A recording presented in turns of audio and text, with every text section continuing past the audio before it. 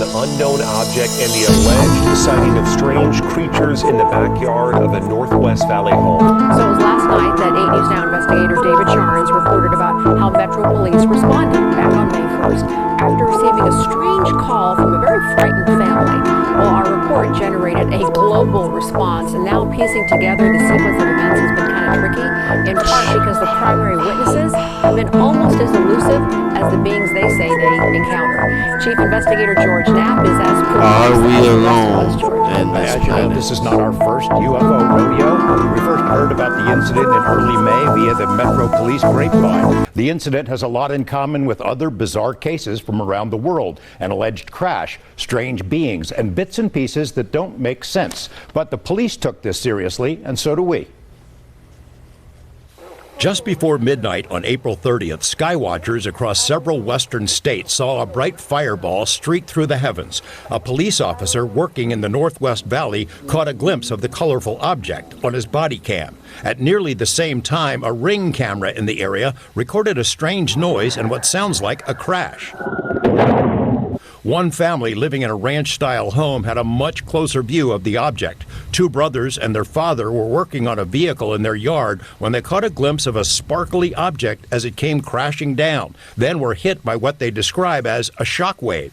One of the witnesses, a young man named Angel, has stated when the brothers looked into the yard where the object landed, that spot was obscured and blurry, as if by unknown form of camouflage. What they saw next prompted a frantic call to 911. So there's two people or two subjects that are in your backyard?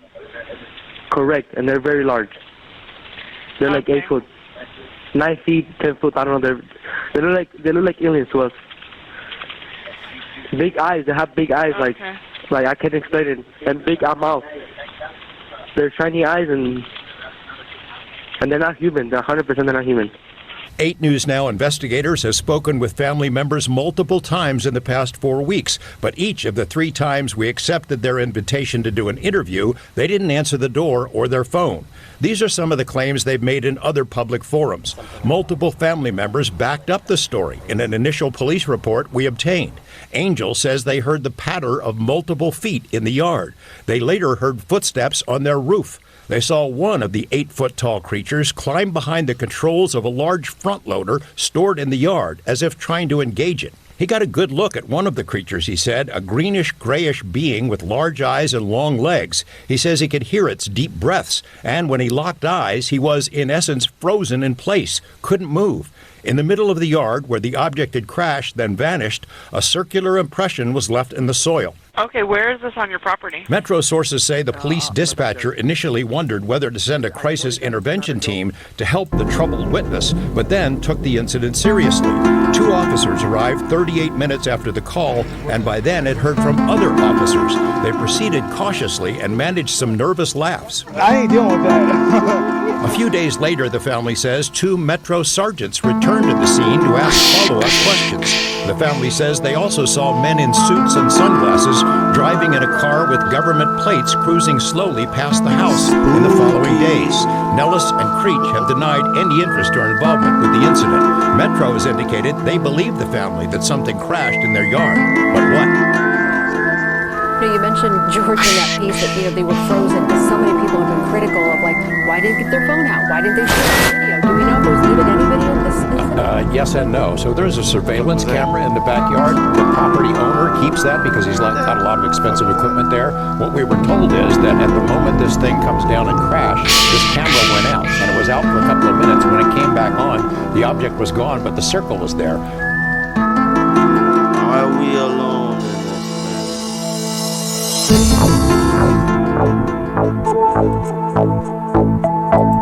Bizarre story. Was that 89? 1989. I remember reading about it. I remember hearing about it. I remember watching clips on television and watching countless Bob Lazar interviews.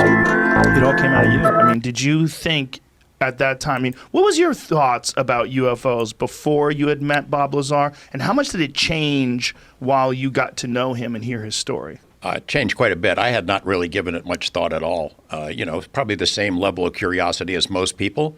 You go about your life, you pay your bills, you go to work, you love your family, and it's always out there somewhere. Hey, I wonder what the deal is on that. Right. But had not really dwelled on it until it was a day in 1987. Into the studio comes a guy named John Lear. And I had heard sort of a little bit about him. His family was famous. His dad developed the Lear jet, the 8-track tape. John had run for the state senate, and he had a certain amount of credibility with our news organization, KLAS-TV, because he had helped us break a really big story. And the story was the stealth fighter, the F-117. He had told my boss, Ned Day, managing editor, about this amazing plane that was invisible to radar flying up in Tonopah in Area 51. We had an interest in Area 51, not UFO related, but Ned broke that story. It went national. So John Lear comes into the station one day with a stack of what turned out to be UFO documents. He plops them on Ned's desk and says, Ned, this is going to be the next biggest story, the biggest story in history. It's a UFO cover-up. Aliens are here. Technology's been recovered. Ned takes a look at it and says, I'm not doing this story. If it was true, I'd already know about it. This is crazy. Well, I'm eavesdropping, as I tend to do. I'm a curious person. So as he's going out, I said, Lear, let me take a look at this material. And I looked at it. I thought, well, this is kind of interesting. At the time, I was producing and hosting this little public affairs show, 30-minute interview show. It would air Sunday morning. We arranged to go meet Bob Lazar, my news director, Bob Stolall, and I, that following weekend, and put him through a paces where we would ask him questions about his background and how he got the job. And we spent a couple hours with him, and we walked out of that meeting thinking, holy shit, what if this is true? This is really risky for us as journalists. It's risky for our personal reputations if it blows up in our faces and we do this story, and it would really damage the reputation of our news organization, which is KLAS is a jewel. It's always a live interview. Our guest doesn't show up, and we're scrambling to find somebody to fill that hole. And I thought about Lear. So I called him up, not knowing what had been going on in Lazar's life or Lear's life. And I said, hey, is your that UFO guy you told me about, is he around? Would he do an interview? Just turned out that Bob had been through the ringer. A lot of stuff going on in his life. He felt threatened. And he said yes. We had to black out his face. We do this interview, and he spills the basics of the story. I worked out there at a place called S4. I saw 9 flying saucers in an underground base. This is technology that came from somewhere else. I'm in fear for my life. Holy cow, the phones start ringing off the hook. My news director comes rushing in, the station manager. Is that for real? What's the deal on that? And we realized we had touched the pulse of the public in a way that I didn't really understand. We arranged to go meet Bob Lazar, my news director, Bob Stolall, and I, that following weekend, and put him through a paces where we would ask him questions about his background and how he got the job. And we spent a couple hours with him, and we walked out of that meeting thinking, holy shit, what if this is true? This is really risky for us as journalists. It's risky for our personal reputations if it blows up in our faces and we do this story, and it would really damage the reputation of our news organization, which is KLAS is a jewel. It's always been a leader in Las Vegas, one of the best TV news operations in the country. We're putting a lot on the line. Well, look, we decide, let's take our time. Let's look into this guy's story.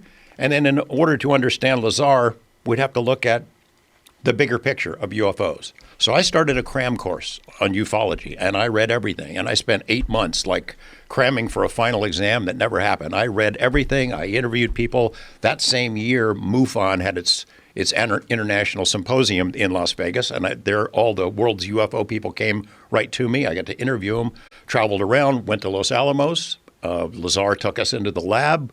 We took cameras in there. He walked us around.